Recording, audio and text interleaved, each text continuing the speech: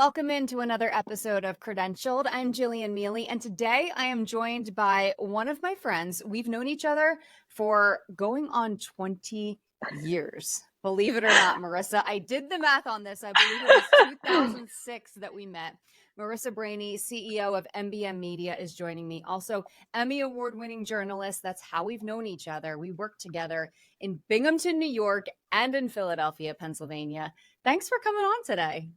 Thank you so much for having me. And that math is slightly scary, but also very cool because we have seen each other through so much of our career and how our careers respectively have developed and crossed paths. And we always find our way back to each other, which I think is just really neat. Well, it speaks volumes about work relationships and friendships, right? Yes. And I want to dive into both of those things in a bit. But just for those who are listening right now, you and I have gone on this very similar parallel journey.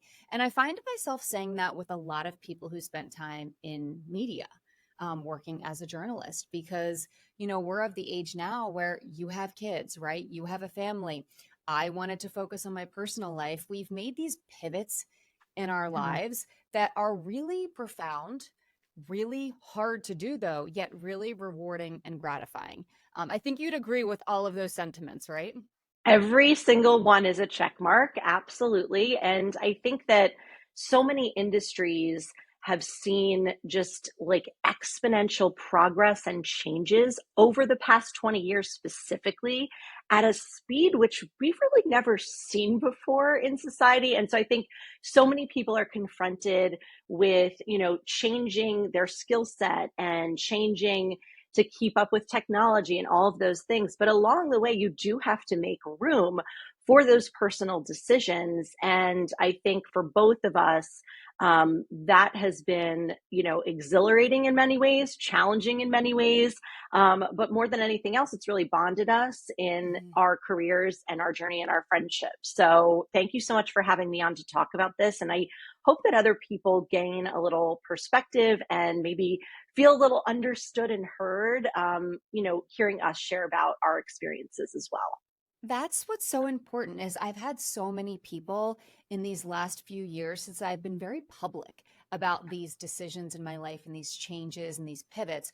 So many people have reached out to me saying, "Wow, how do you have the courage to do that? Wow, I'm shocked. First of all, are you crazy for leaving great jobs in news and in media?" And okay, perhaps, but no, people I think want and need to hear these stories of what it's really like when you go through these ups and downs in your life and these different journeys that take you to different destinations and provide you these opportunities to pivot.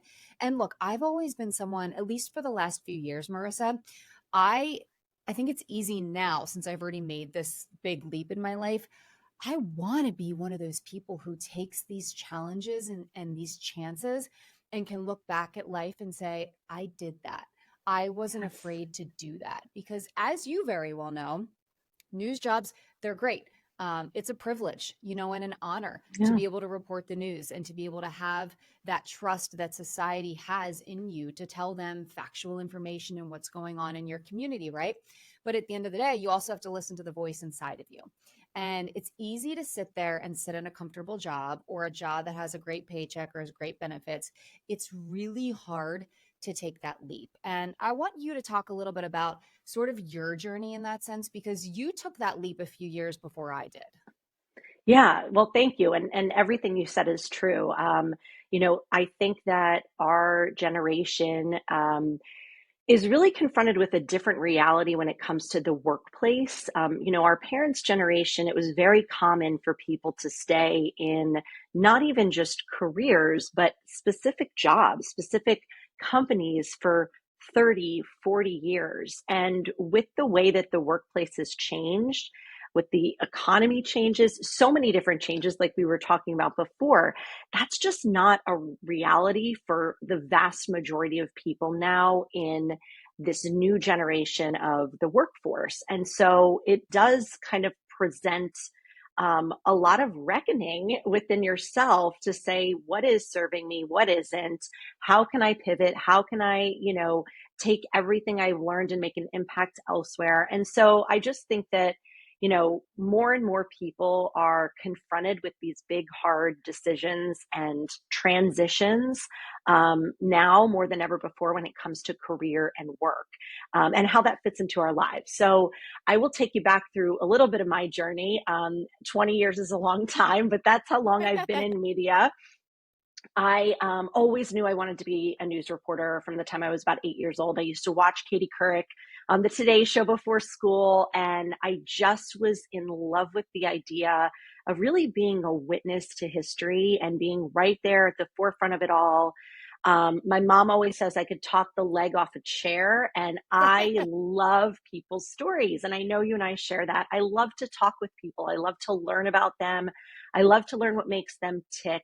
And early on in my career, we moved all around. I got my first job out of college at 22, as did you. Moved to Binghamton, New York. I knew not a soul there at the time, but I made some very close friends along the way. I dove into the world of TV news.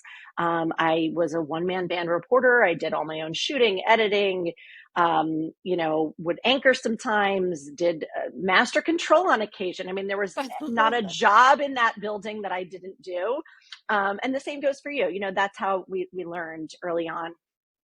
And from there, I went to Fort Myers, Florida, worked at the NBC affiliate there, really had a hard launch into hurricane season and just a Oh, totally yes. different part of the country that I would have never been exposed to or learn about or get to experience had it not been for this career that I chose. I'm from the Northeast, as are you. And so I really loved just seeing, a different part of the country and just learning all about what made that area unique. And then I found my way back to Philadelphia, thanks to you and others along the way. That's one of the cool things about TV news is you meet these people along the way who have sort of this similar drive and this similar thirst and curiosity about the world and people, and you help each other. And, I was really lucky to have a lot of people I met throughout my TV news experience who were just like that, many of whom I'm still good friends with today. And so working in Philadelphia, of course, as it's a big city. It's, just such a vibrant culture. I loved every minute of it. And I met my husband along the way too. I should mention one of those people I met along the Side way is note. my husband. Side note, big life step here. We What's actually up, met when I was, Tony? we met when I was working in Florida, and we both were from New Jersey. So we both made our way to Philly. That was like a dream to be able to work in that city. And then he got the chance to work at the network level. We're both in TV. And so we moved back to our home state of New Jersey. And then I worked at a cable station that covers all of New Jersey, which was another really neat part of my journey because I got to cover my home state. And I know that feeling being from Philly. So cool. It's just a really neat experience to be like covering the places and issues and things that matter to you, your family, your friends. And so I loved that. And, through that time, we started to think about having a family. We went through a really tragic time with the loss of our first daughter, who we lost during childbirth. She died of birth complications. And that was really, I think, the moment for me where I really took a hard look at what I wanted out of my professional life. That experience totally changed the trajectory of my life. It changed my perspective as a person. It also really formed and shaped my view of family and motherhood and parenthood and what I really wanted that to look like. I think anyone who's been through a personal loss, tragedy, grief, trauma, these types of big life events really do have an impact in kind of all of the peripheral of your life. And so that kind of started the thought for me of what do I want my family's life to look like big picture. And fortunately, Tony and I have been like blessed and just so like beyond lucky and grateful. We have three beautiful, healthy children now. And, it was during the time that I was trying to get pregnant again and then pregnant and then had two toddlers where I was like, I need more of a little bit more control over not just my day to day, but like what my family's future is going to look like for the next, 20 years. I wanted to be more present for my kids. And probably more So, like stability in their schedule because news doesn't give yes, that. it doesn't. And especially when two parents are in it, both my husband and I are in this world. And so it was pretty impossible to have any sort of normalcy in our day to day life. And there was a point in time where I was anchoring a full hour at 6 p.m. My husband was working overnight, and we had a half an hour where we saw each other every day. And that half an hour was like trying to get dinner fed real quick for the babies, get them into the bath, and then he would leave for work, and I would have to like put them to bed and finish and get everything ready for daycare the next morning. And it was just this like frantic pace. And we were thinking about having another baby. And I just said, like, I can't keep this up for my life. Like, this is not what I want of my life. And so while it was a career I loved for a very long time, I decided that I was going to leave like out of the blue with not a whole lot of plan. um, I mean, not a very robust plan, I should say. I did some thinking and I had some opportunities on the horizon, but I kind of took the accidental leap into entrepreneurship because I just came to a point where I could not sustain the life that I was living as a parent and as someone who was responsible for two little babies and our family and all of that any longer. And so it was really hard because I loved my job. I loved the people I worked with. I loved what I was doing. But I did not love my life at the moment. And those are sort of like two different things sometimes, and they shouldn't be, Right. which is, I think, what I realized. So that's when I started my own business. That was 5 years ago now. And since then, my company has sort of taken on a few different kind of areas. So I still You're work on always TV. evolving as an entrepreneur. That's the one You thing I are. found out. It's this constant cycle of evolution. It is. And I think that that's something I did not realize about, especially early on in my business. I had an opportunity to still work on TV as an on-air lifestyle contributor, doing home shopping on QVC, and then also working with several different brands as a spokesperson. And I still do those things and I love them. They're a lot of fun. I've always loved to cook and eat, and I love like lifestyle stuff like entertaining and home things. And so all of that is really an extension of who I am as a person. And so it was like a very natural fit. But along the way, especially with the pandemic, I found myself more and more being asked to consult in various ways, which I know you do a lot of too, because once people understand your background, it opens up the door to so many different conversations that are sort of unexpected. And so throughout the pandemic, people started doing recordings and Zooms and, had this need to be on video so much more. And And it old makes so PR, many people so nervous. I it mean, and they have a hard does. time with it. It's very uncomfortable to kind of start in that world. Yes, 100%. And, it started with just old PR friends and contacts and things like that who had asked me to help their clients. But then I found a lot of small business owners who I was friends with or knew or who had followed me from news, were starting to ask for my input as well. And so that's really when I started to develop out that side of my business. So video coaching specifically for video beginners, people who this world is new to them, unlike you and I who have had 20 years of doing this. Yep. So I do that with business owners. And then on the corporate level as well, full scale media training for things like TV appearances, these Zoom interviews, they're everywhere now. And so it's been really, a journey is to put it mildly, but it's been really exciting and fun. And I know that you are experiencing this as well.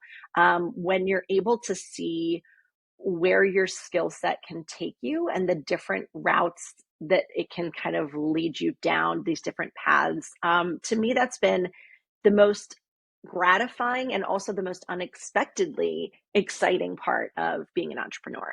You said a few things there, and you talked about how you took that sort of I don't remember exactly how you framed it, but that like leap into the entrepreneurial world rather quickly, where you had thought about some things, but it wasn't like a super planned out idea.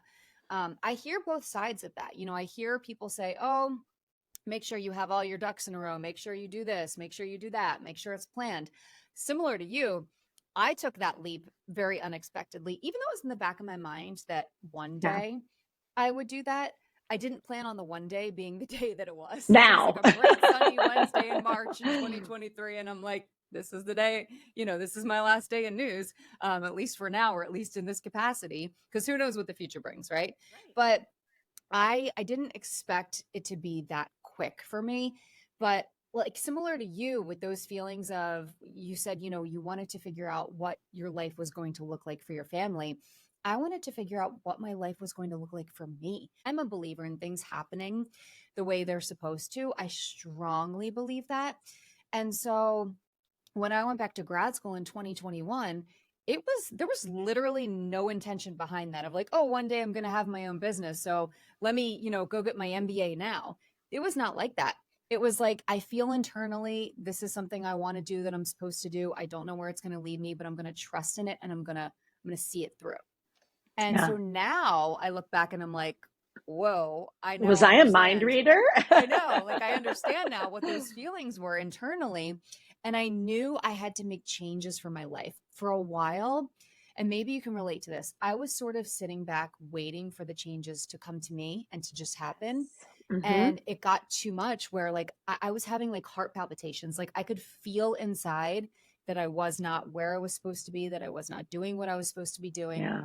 and that I had to be the one to do something about it. But it is so scary to So scary. recognize those feelings, because then you have those thoughts like, oh my gosh, like I can't believe this is what's really happening to me right now and that I'm feeling this. And am I actually going to do something about this? Am I actually going to quit my job and quit my career for who Yeah. knows what? Yeah.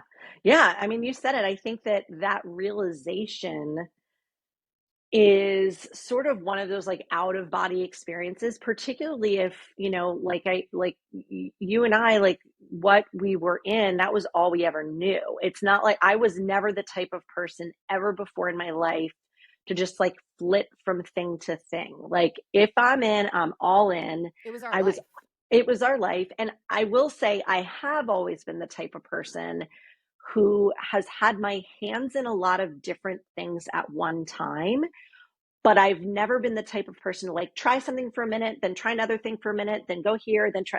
Like that's not my personality at all. I am sort of this like born multitasker, which has served me well in a lot of ways. But as I get older, I'm finding that it's not serving me well in some ways, which is a whole other Same. conversation. But I will say that, I have always taken things very seriously. I was a serious student. I was, pretty type A growing up, very perfectionist tendencies a lot of my life. And so I think that even the realization or the thought of like, I'm going to leave this career that like is the only thing I wanted to do since I was 8 years old.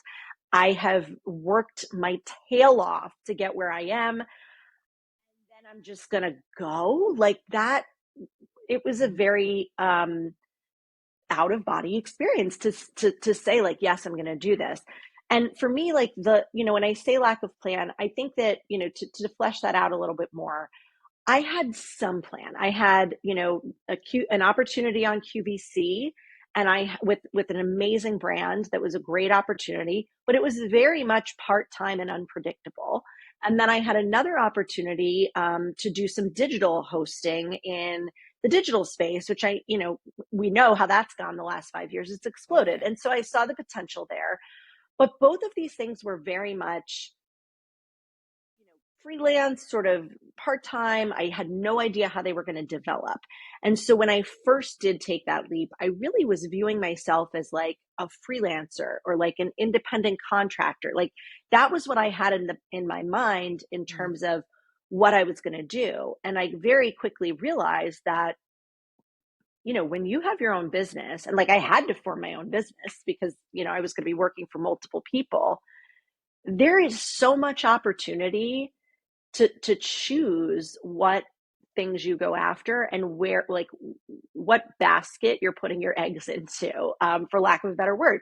And I think that that was really the thing I didn't plan out, that just Yep. sort of has happened and developed.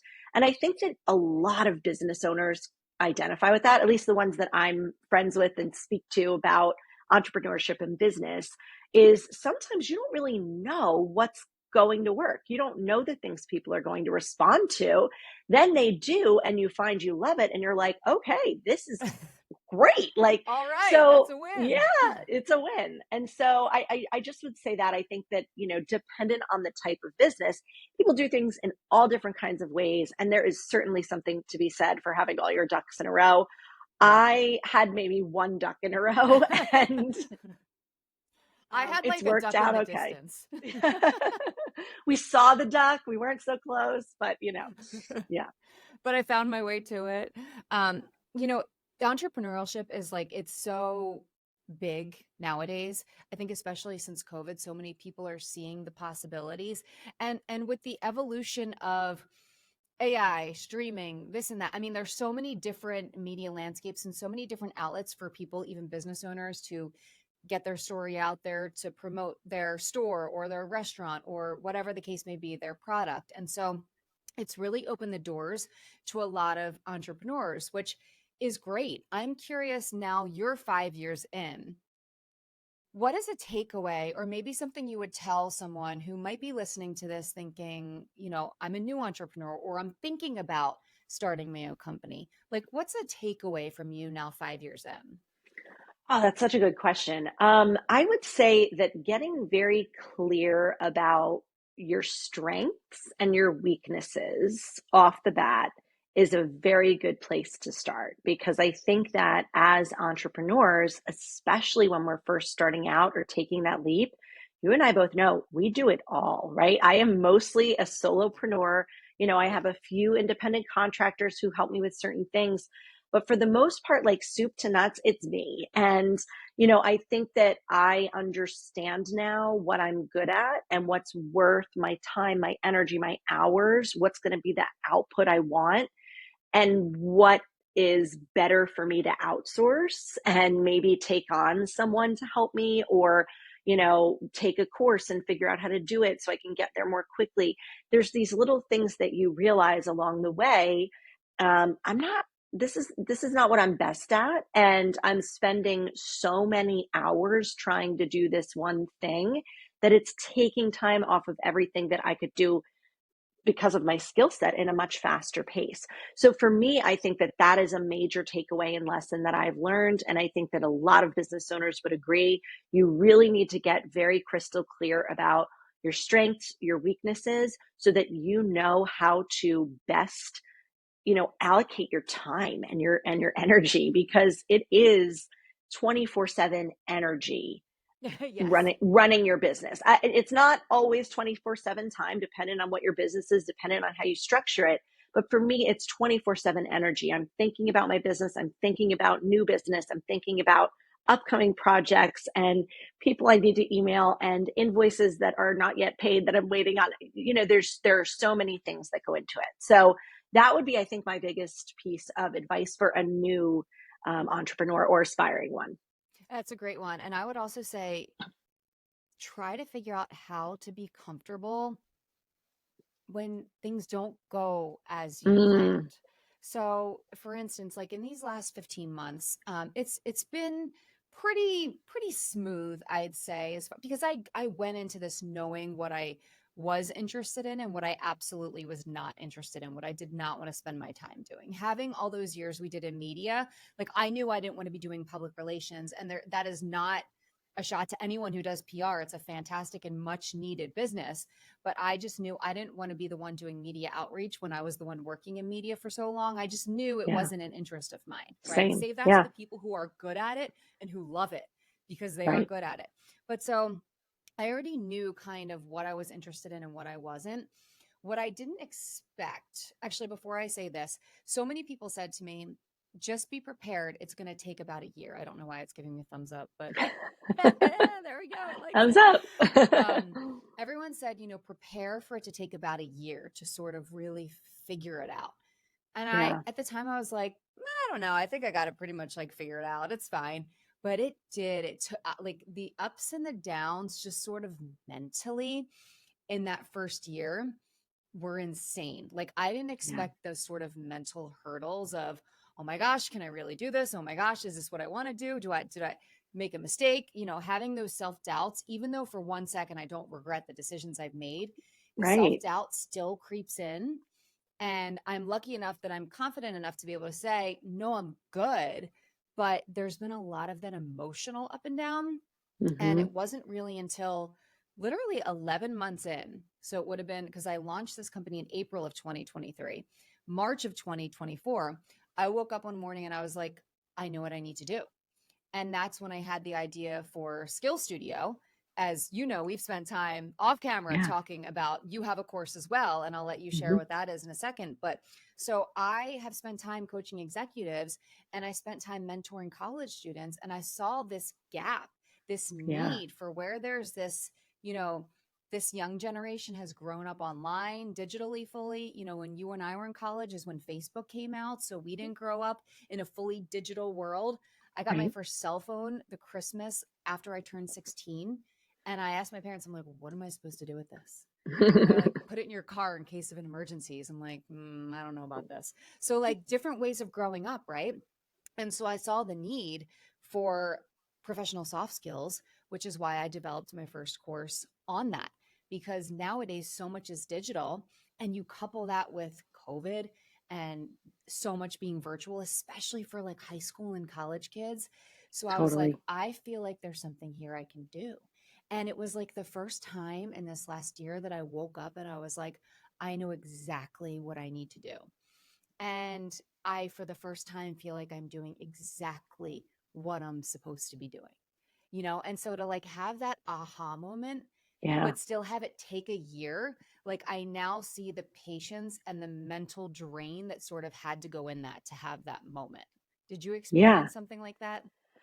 Yeah, I think for me, things were first, let me just say, I think you're so spot on with your course because it is this idea of, the last 4 years, it's almost been this time warp where, we're in COVID, we're out of COVID, we're still in, there's so much that I think particularly that very young coming of age generation missed out on. And I think that in-person interaction, the skill of even like a younger college student having internships, having jobs where they're working and interfacing with people on a day-to-day basis, they miss that. And so Mm, I think what you're doing is so valuable and so needed.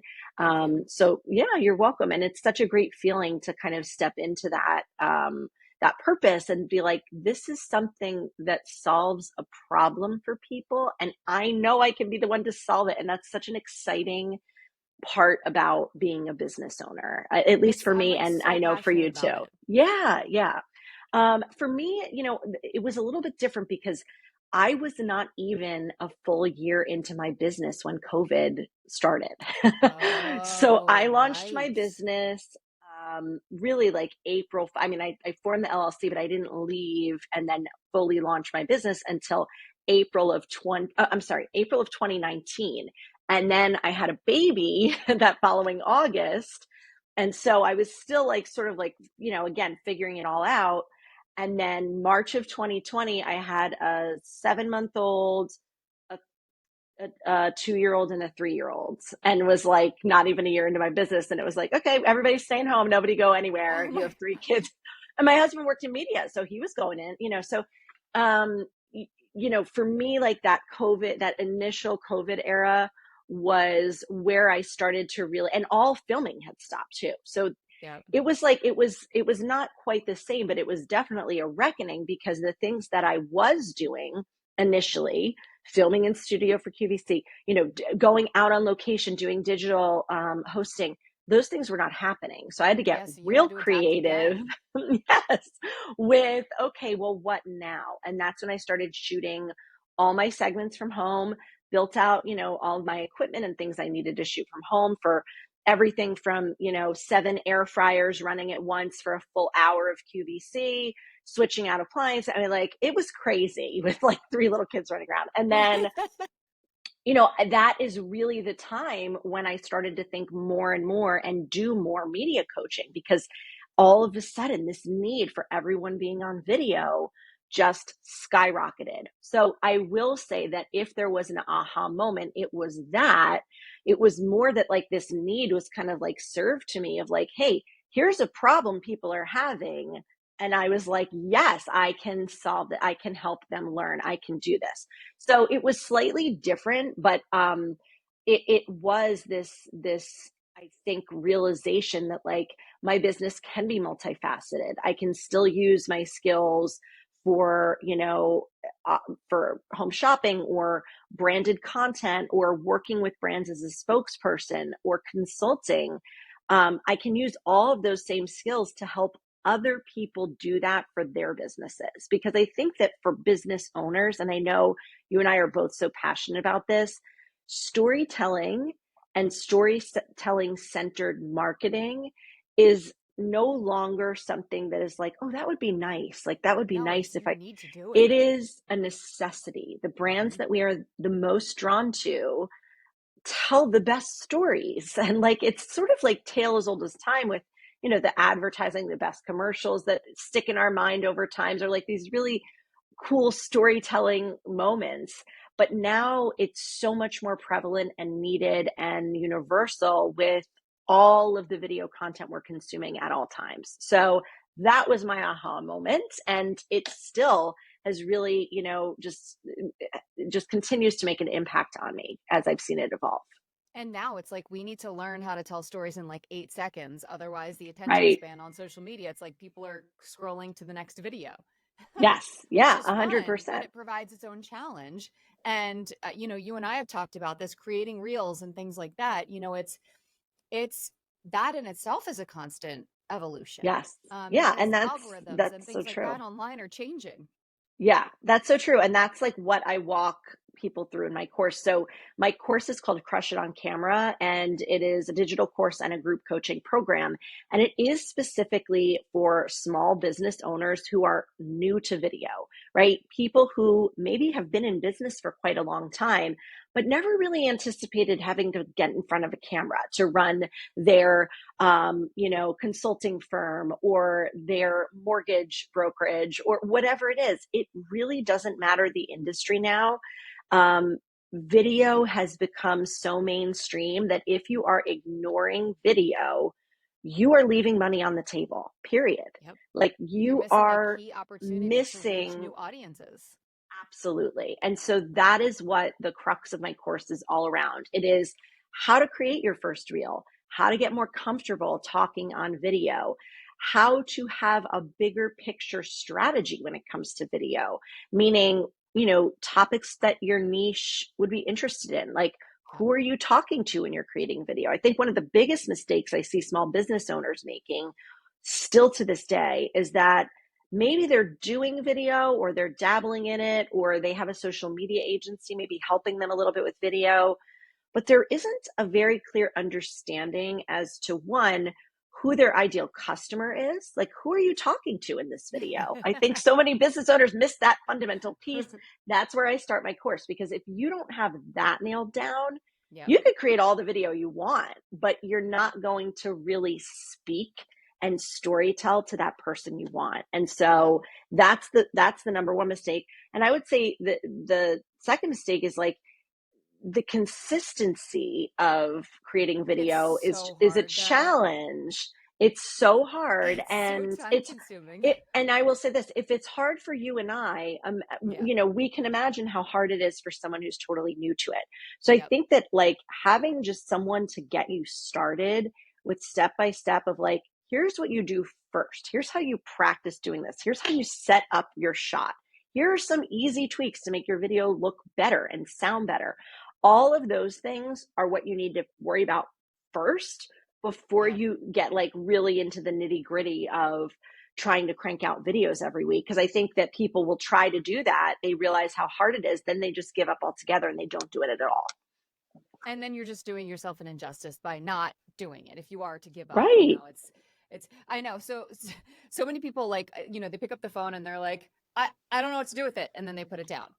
Right. So that's what's so helpful. And look, nowadays, here's the beauty of it is You don't have to have things done professionally necessarily. Like, you can do things on your Right. phone and they look great. Like, we have Yes. the advantage of so much great technology at our fingertips that everybody can and should be doing these things.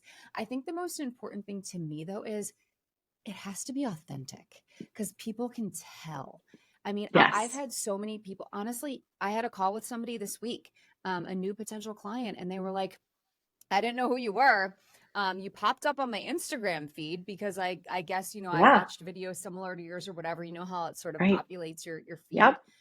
They were like, and I looked at it and I liked it. Like I've had jobs that I've been booked for because they're like, we think you're so authentic. Like, we can tell who you are. Like, we love Hmm. that. And so people need to be able to get that sense of who you are, the Yes. person that you are, the story that you bring to the table. And when you're authentic, I think that's when that comes through. 100%. I could talk about this all day long, but I will say that one of the things that this exercise I go through with my students is, your personal brand. We hear so much about your personal brand these days, specifically if you are a business owner. If you don't know what your personal brand is, you should find out. But I will say that a lot of people make the mistake of thinking that like their personal brand is like their accolades or like their, experience on paper, and like kind of like trying to speak too much about that. I always look at it as it's really two-parted. It's who you are and who you're for, right? And Yep. so we talked about that like ideal client before. It's the marriage of those two things together, to me, that creates a strong, compelling, authentic personal brand.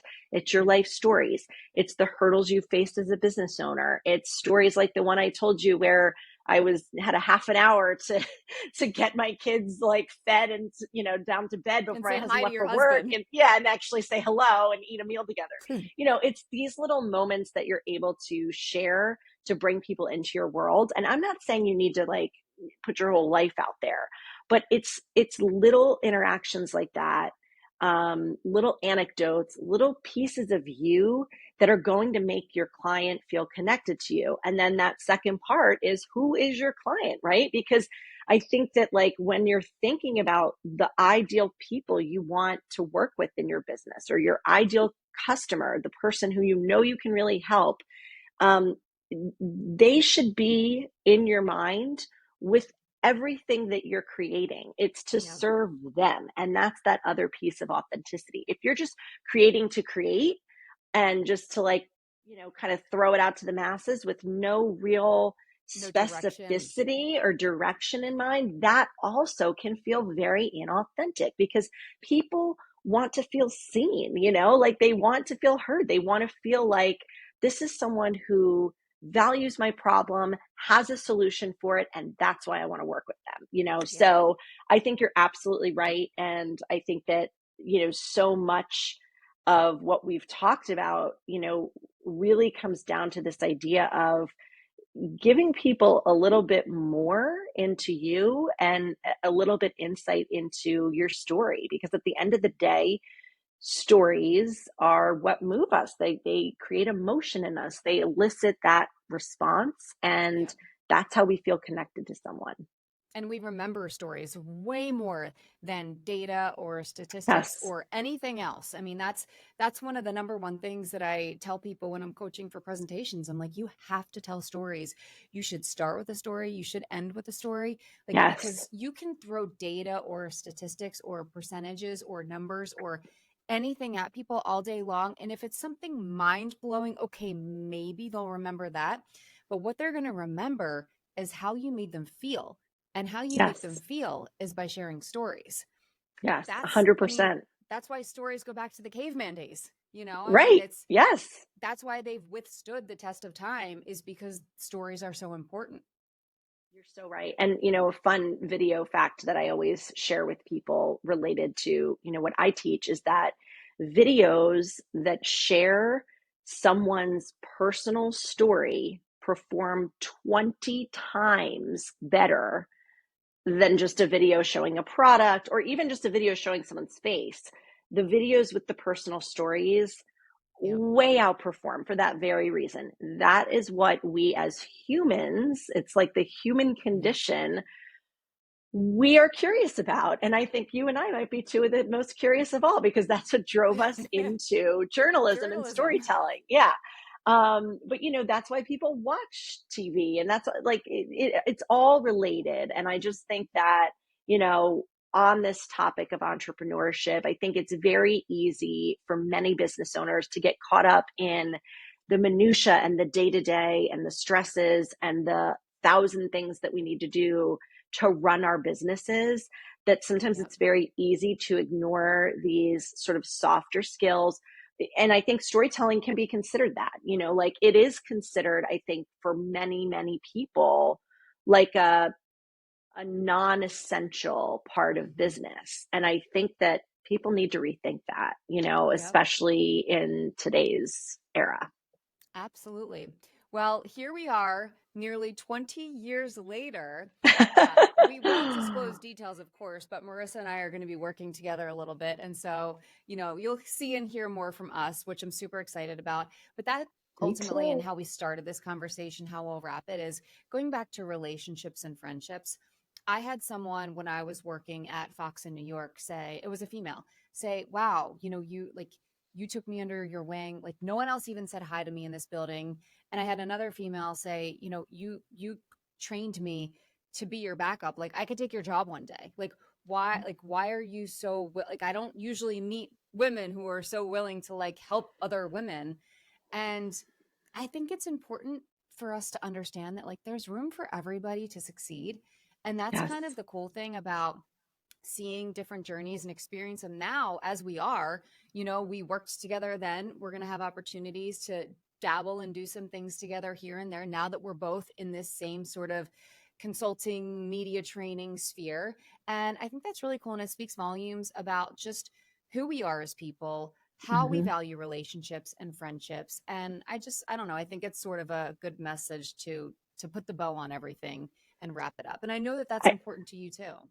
I completely agree. I couldn't agree more. And I think that there are, I mean, I've been really lucky to have those people in various parts of my career as well, who I know that at any given moment I can call on if I have an exciting project where I need a little backup, or, something pops into my inbox and I'm like, oh my gosh, she would be perfect for this. I don't hesitate to do that ever. Um, Especially for those people who have shown me the same level of not just professional courtesy, but also just recognition that like everybody's out here trying to do our best for the most part. And I never really went into any professional setting um, thinking that someone was trying to take my job. Like maybe it's part naivety, maybe it's just part.